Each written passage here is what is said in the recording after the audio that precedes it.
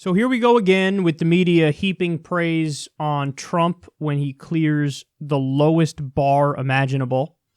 This is from Fareed Zakaria. The Trump we saw in Davos, is it Davos or Davos? I don't know how to pronounce it. Should leave us encouraged. Davos / Davos / I don't know how to pronounce it, is the gathering of like elites, basically. So here's what Fareed says. Ever since Donald Trump was elected president, I have said that when he did something right, I would say so. That's got me in trouble with some readers. But I'm going to do it again. On Friday at the World Economic Forum, Trump gave a good speech that was forthright, intelligent, and conciliatory, embracing the world rather than condemning it. The address was extremely well received here at the World Economic Forum by both American business leaders and even non-American attendees who are overwhelmingly skeptical of Trump overall. If the speech represents a new approach for the president, it will be a huge step forward. But of course, the problem with Trump is that by tomorrow morning, he might veer off in an entirely different direction. The Trump presidency has been composed of 3 parts. Trump 1 is the circus, the tweets, the outlandish claims, the reality TV-like show. Trump 2 is the dark populism and the demagogic assaults on minorities, the press, and the judiciary. Trump 3 is conventional Republican president following a fairly standard GOP agenda. Tax cuts, deregulation, and a hawkish foreign policy guided by mainstream advisors such as National Economic Council Director Gary Cohn and Defense Secretary Jim Mattis. We could be entertained by the circus and we should be appalled by the demagogue, but we have to be encouraged by Trump, the Republican.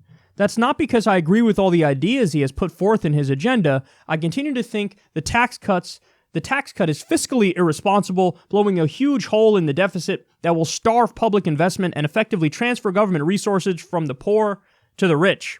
On the other hand, his deregulatory push could be an important reform of an administrative state that has grown burdensome and overly complex.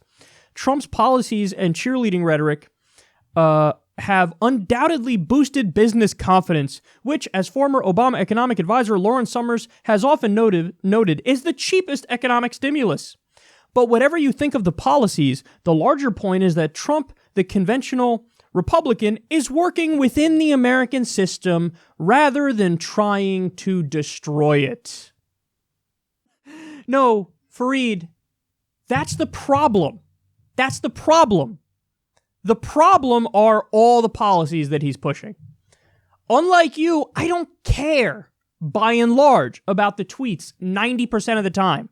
The other 10% of the time, I care because it's like he's poking North Korea with a stick and escalating to war with North Korea and Iran, and that's a problem whenever it's like, oh yeah, or when he bans all transgender people from the military in a tweet. Those tweets are a huge problem. 90% of the time, his tweets are just him fucking saying stupid shit, but nothing hinges on it, and it's just a guy who's a loose cannon. I don't care. I don't care about that. Unlike Fareed, the populism part of Trump's campaign, Fareed thinks that's the worst part. Why is that the worst part? The whole idea of populism is you do what is popular for the people.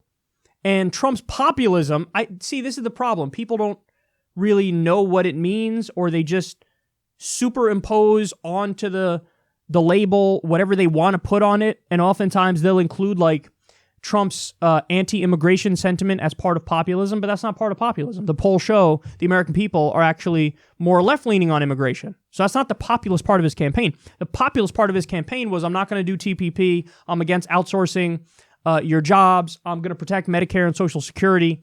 That's the populist stuff.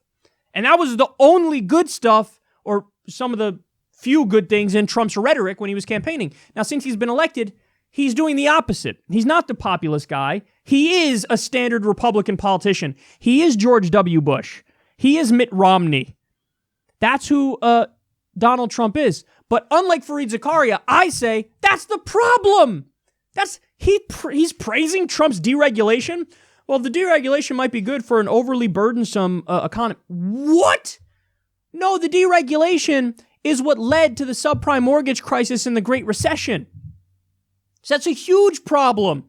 And you don't realize, Fareed, you're a smart guy. You don't realize we're in an economic bubble right now. You don't realize this house of cards is going to come tumbling down? You don't realize that right now this is the equivalent of like the Roaring 20s? And what happened after the Roaring 20s? Oh, the Great Depression. You don't realize that we're in store for another gigantic downturn? You don't see that? And his overall point is, hey, man, we have to be happy that he's a standard Republican politician. No! Standard Republican politicians cut taxes for the rich, wage class warfare on the poor, deregulate, crash the economy, and probably more importantly, they start wars with everybody in sight. Trump's bombing 8 different countries right now. Now, Obama was almost as bad because he was bombing 7 different countries. But Trump increased drone strikes 432%. Trump's first military raid as president killed an 8-year-old American girl. Trump scrapped the rules of engagement in Somalia. Trump added Niger to the list of countries that were bombing. They increased military spending by $100 billion. Did you know we could have free college for everybody for $80 billion? With just the increase in the military budget, not the entire military budget, with just the increase for this year for the military budget, we could have funded free college for everybody and then some. But they tell you we can't afford free college, but obviously we can afford. It's not even a question. We can afford to maintain our 900 military bases around the world, which costs $100 billion a year to maintain. We can afford to continue to give billions of dollars worth of weapons to Israel, which they use for permanent occupation and apartheid. We can continue to give an over $300 billion weapons deal to Saudi Arabia as they committed genocide in Yemen.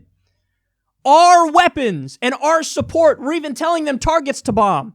We're telling the Saudis places in Yemen they bomb. And guess where they've hit? Mosques, open-air markets, schools, hospitals. These are the things that they've bombed. They're blockading the country and not letting in medicine, which is needed. There's a cholera epidemic affecting over 1 million people.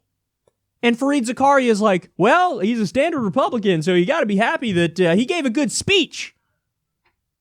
You're the problem, Fareed. You're the problem with mainstream media in this country. Because, listen, they don't hold the U.S. to the same standard that they hold other countries to. If Iran did 1/100th what we do around the world, we'd go topple them again. We already toppled them in 1953 when they elected somebody who wasn't a puppet to us, Mohammad Mossadegh, who was going to nationalize the oil industry and let the people of Iran get wealthy off their own oil. The Shah was giving Britain and the U.S. their oil. So the CIA went in there and toppled him. Can you imagine Iran waged a war against a country that didn't attack them, killed minimum 200,000 civilians, and did torture? That's what the U.S. did in Iraq. If Iran did that, if Iran was facilitating a genocide in Yemen and blockading the country and starving people to death and not letting in medicine for cholera, which is an epidemic now, are you kidding me? If they had 900 military bases around the world. But no, when we do it, it's okay. And that's the problem with guys like Fareed Zakaria. They never question the fundamental underpinnings of the system. They're never objective about international law.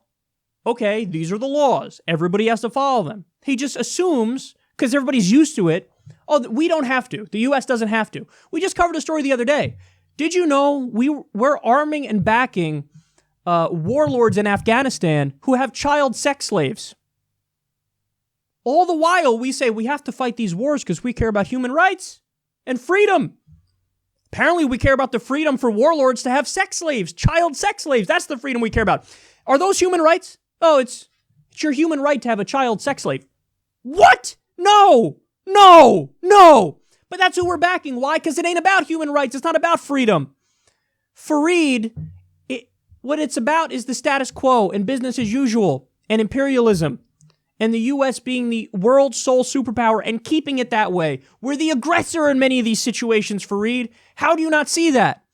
And when we get the most belligerent, the furthest right hawk on foreign policy, the person who's doing the same policies that are going to crash the economy, Fareed goes, well, at least it's a standard Republican. That's the problem. The problem is that he's a standard Republican. That's the fucking problem, is that standard Republican is so far right and so corporatist that you can't even wrap your fucking mind around it.